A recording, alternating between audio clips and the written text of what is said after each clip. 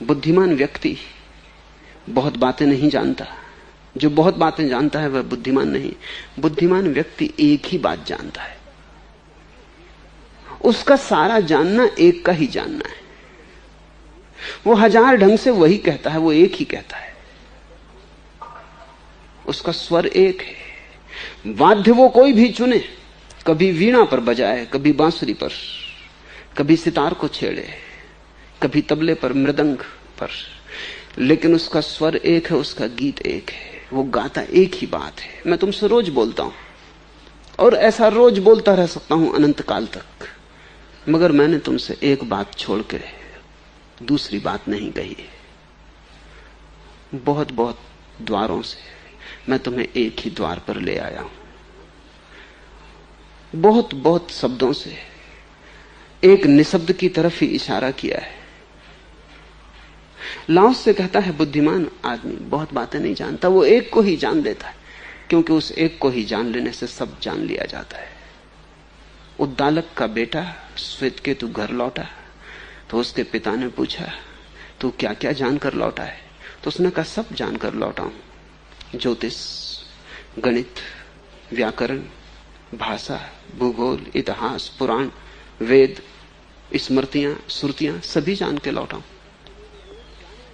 बाप ने कहा, तूने वो एक जाना या नहीं जिसको जान लेने से सब जान लिया जाता है?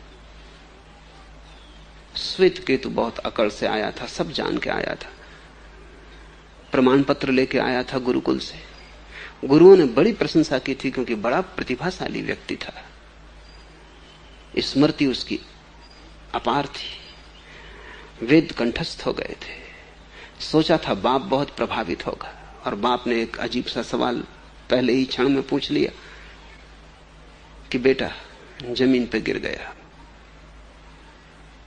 अहंकार टूट गया। कहा कि नहीं, उस एक को तो जान के नहीं आया जिसको जानने से सब जान लिया जाता है। सब जान के आया हूं, एक का मुझे कोई भी पता नहीं है। गुरुओं ने उसकी बात ही नहीं की, ये सवाल ही वहां नहीं उठा। तो बाप ने कहा, वापस जा, सब जानने से क्या होगा, ये तो सब आसार है। तू तो एक को ही जान के लौट, कि उस एक को ही जान लेने से सब जान लिया जाता है। वापस लौट गया श्वेतकेतु एक को जानने। लाओस से कहता है बुद्धिमान व्यक्ति बहुत बातें नहीं जानता है, जो बहुत बातें जानता है वह बुद्धिमान नहीं है। बहुत के जानने का आग्रह ही इसलिए होता है कि तुम एक से चूक रहे हो। एक को पालोगे तृप्त हो जाओगे, जानने की प्यास ही बुझ जाएगी। इसलिए बहुत बातें जानते हो, जानने की चेष्टा करते हो, और जान लें और जान लें, क्योंकि प्यास मिटती नहीं। तुम्हारा ज्ञान, जिसको तुम ज्ञान कहते हो, कितना ही पिए चले जाओ, कंठ सूखता ही चला जाता है, प्यास मिटती नहीं। प्यास नहीं मिटती तो मन होता है और पियो और पियो, शायद पर्याप्त नहीं पी रहे हैं, इसलिए आदमी ज्ञान को इकट्ठा करता चला जाता है। वो ज्ञान का सागर हो सकता है, लेकिन प्यास ना मिटेगी, क्योंकि सागर से कहीं प्यास मिटी। प्यास के लिए तो छोटा सा एक का झरना चाहिए, बड़े से बड़ा सागर भी प्यास ना बुझा सकेगा, वो बहुत खारा है। तुम सब जान लो, सागर जैसा तुम्हारा ज्ञान हो जाए विस्तीर्ण, फिर भी तुम प्यासे रहोगे। तृप्ति तो उसके झरने से मिटती है, तृप्ति तो उसके झरने से होती। वो एक का झरना है। उस एक को ही उपनिषद ब्रह्म कहते, उस एक को ही लाओस से ताओ कहता है। उस एक के तुम जो भी नाम देना चाहो दे दो, परमात्मा कहो, निर्वाण कहो, सत्य कहो, पर वो एक है, और वो एक तुमसे दूर नहीं, तुम्हारे भीतर से। असल में जो स्वयं को जान लेता वो सब जान लेता, क्योंकि स्वयं सबका सार संचित। स्वयं के भीतर सारा ब्रह्मांड छिपा है छोटे से पिंड में। अनंत आकाश समाया है तुम्हारे छोटे से हृदय में। वो बीज रूप है, ये विराट वृक्ष रूप है। बीज को जिसने जान लिया उसने पूरे वृक्ष को जान लिया, क्योंकि बीज में सारा ब्लूप्रिंट है। पूरे वृक्ष की एक एक पत्ती छिपी, अभी प्रकट नहीं हुई है, छिपी है। तुम्हारे भीतर सारा ब्रह्मांड छिपा है, इसलिए उपनिषद कहते हैं तत्वमसि, वह तुम ही हो। ये श्वेतकेतु जब गुरु के पास गया तब ये वचन बोला गया। श्वेतकेतु वापस लौटा, उसने गुरु से कहा, उदास होकर, चिंतित होकर इतना सब सीखा, लेकिन पिता प्रसन्न न हुए। और उन्होंने एक सवाल किया जिसका मैं जवाब न दे पाया। उन्होंने पूछा, उस एक को जाना जिसको जानने से सब जान लिया जाता है? गुरु ने कहा, तत्वमसि श्वेतकेतु, वह तू ही है श्वेतकेतु, जिस एक की तेरे पिता ने बात उठाई। अच्छा हुआ तू वापस लौट आया, क्योंकि हम उस एक का इशारा तभी कर सकते हैं जब कोई प्यासा होके आए।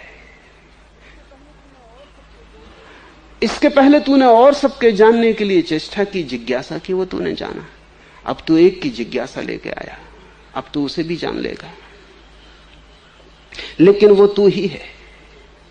इसलिए कहीं और नहीं जाना है, भीतर जाना है। किसी और से नहीं पूछना है, भीतर डूबना है। अब शास्त्र बेकार है, उच्छिष्ट है। अब वेदों में कुछ सार नहीं, क्योंकि वो तो निःशब्द है, वहां तो मौन में उतरना है। बुद्धिमान एक को जानता है और एक को जान के सबको जान लेता है। बुद्धिहीन अनेक को जानता है और अनेक को जान जान के एक को भी खो देता है। एक साधे सब सधे, और जिसने एक को साध लिया उसने सब साध लिया। और जिसने अनेक को साधना चाहा वो 3 13 बांट हो गया, वो खंड खंड हो गया, वो अनेक के साथ अनेक हो गया। इसलिए तो तुम एक भीड़ हो। अभी तुम्हारे भीतर व्यक्तित्व नहीं, एक नहीं तो व्यक्तित्व कैसे होगा? तुम तो एक भीड़ हो, बहुत तरह के लोग तुम्हारे भीतर से।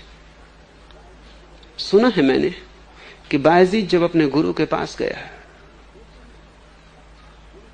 तो जैसे ही गुरु के झोपड़े में प्रविष्ट हुआ और कहा कि मैं अब सब छोड़ के आ गया हूं आपके चरणों में, अब और प्यासा ना रखें, अब मुझे तृप्त कर दें। बायजीद के गुरु ने ऐसा चारों तरफ देखा, सन्नाटा था और कोई ना था, बायजीद खड़ा था। और गुरु ने कहा, तू आ गया वो तो ठीक, लेकिन ये भीड़ क्यों साथ लेके आया है? वहां कोई था ही ना।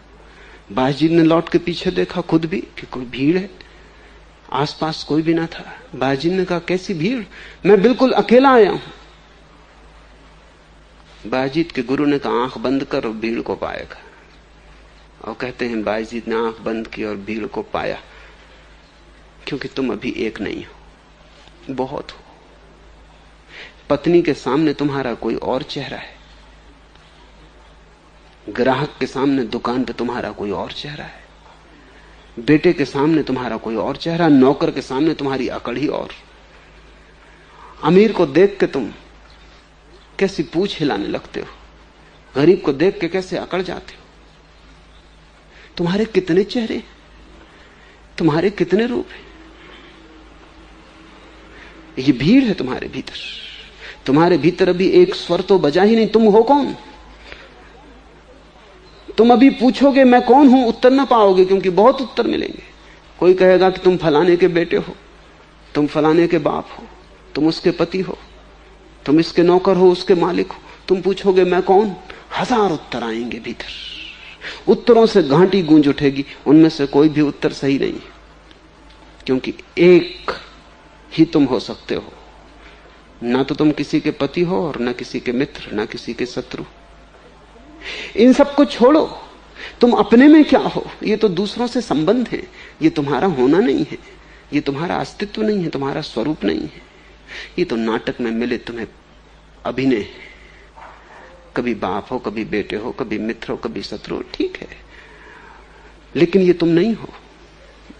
तुम्हारा मौलिक स्वरूप क्या है, जो तुम जन्म के पहले थे, जो तुम मरने के बाद होगे, जो तुम समाधि के एकांत में होगे, वो तुम कौन हो?